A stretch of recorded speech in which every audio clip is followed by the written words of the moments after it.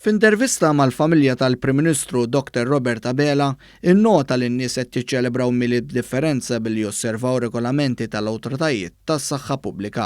Saħaq li jeħtieġ li nibqgħu prudenti u huwa kruċjali li ma nillaxkawx issa. Irridu nkunu iktar prudenti, iktar kawti, issa li wasalna fl-aħħar tal-maratona, kruċjali li ma nillaxkawx fl-aħħar ftit.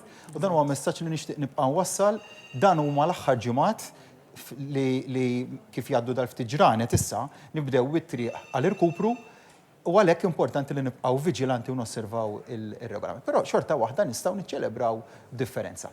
F'intervista waqt il-maratona ġbir ta' fondi tal-Partit Laburista li għalija n-nies għamlu l-mistoqsijiet tagħhom fuq il-medja soċjali, il-Prim Ministru qal li pajjiżna wera kemm hu reżiljenti u amministra tajjeb l-imxija. Dr. Abela spjega l-ħidma li saret fosthom mhux biss tal-aħħar budget li ppreżenta l-Gvern, iżda anke l-pakketti ta' għajnuna oħra li tal-Gvern biex wieżen il-ħaddiem u lin-negozji. Il-Prim Ministru qal li b'mod speċjali dan il-Gvern ta' każ il-qafas soċjali. Mistoqsi dwar il-ftuħ tal-iskejjel li Prim Ministru spjega li kienet deċiżjoni importanti li fejn pajjiżna ma setax jitlef ġenerazzjoni għal progress soċjali. Hawnhekk saħaq li pajjiżna żamm kemm jista' jkun ċertu normalità fejn baqgħet għaddejja l-attività ekonomika. Dan għal kontrarju ta' dak li qed jiġri f'pajjiżi oħra fil-qalba tal-Ewropa. F'dan il-kuntest semma kif il-Ġermanja tagħlaq l-iskejjel.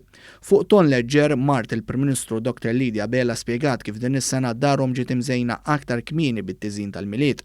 Lidia Bela qalet li xi ħaġa li se jħossu nuqqas tagħha f'dawn il-festi minħabba l-imxija hija li s-soltu bintom Georgia May tistieden lil sħaba f'dara u jaqbdu rigali jkunu qalaw u jagħtuh lil tfal oħra li jinsabu f'xi dar ta' tfal jew istitut. Georgia, top tagħti mill dak li għandha hija għax naħseb il-sens ta' altruizmu naħseb huwa importanti li ngħinu lil ħaddieħor u dik naħseb Georgia diġà qiegħda hemmhekk u nixtieq li jkun valur eżatt li s-sabiħ li mhux nirċievu biss.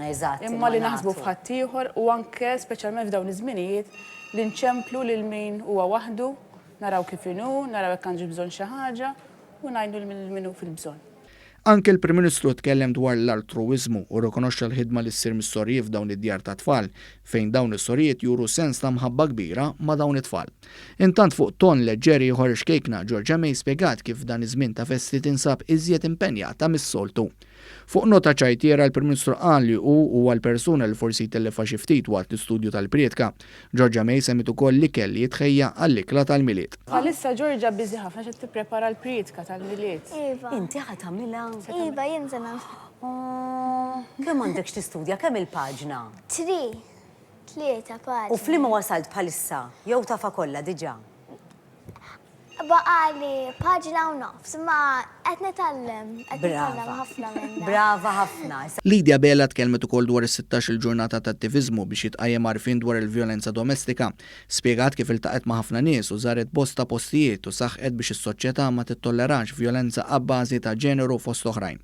Il-familja Bela tkellmet dwar sorpriżi li ħadu fosthom il-Prim Ministru li spjega kif kien ħa sorpriża sabiħa meta bintu telqet timxi. Ma naqas ukoll Georgia May issemmi membri oħra tal-familja Bela li huma l-annimali.